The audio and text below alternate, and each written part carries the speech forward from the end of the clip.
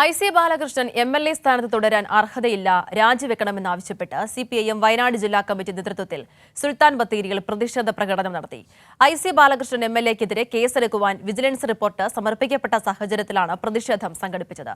CPIMന്റെ നേതൃത്വത്തിൽ സമരം ശക്തമാക്കുമെന്ന് ജില്ലാ സെക്രട്ടറി കെ റഫീഖ് പറഞ്ഞു. IC ബാലകൃഷ്ണൻ MLAക്കെതിരെ കേസെടുക്കാൻ വിജിലൻസ് റിപ്പോർട്ട് സമർപ്പിക്കപ്പെട്ട സാഹചര്യത്തിൽ ഇനിയും MLA സ്ഥാനത്ത് കടിച്ചു തൂങ്ങാതെ ഉടൻ രാജിവെക്കണമെന്ന് CPIM വയനാട് ജില്ലാ കമ്മിറ്റി ആവശ്യപ്പെട്ടു. IC ബാലകൃഷ്ണൻ MLAയുടെ നേതൃത്വത്തിൽ കോൺഗ്രസ് നേതാക്കൾ നടത്തിയ കോടികളുടെ തട്ടിപ്പിനെ സംബന്ധിച്ച് വിജിലൻസ് നടത്തിയ അന്വേഷണത്തിൽ ഗുരുതരമായ കണ്ടെത്തലുകളാണ് ഉണ്ടായിട്ടുള്ളത്.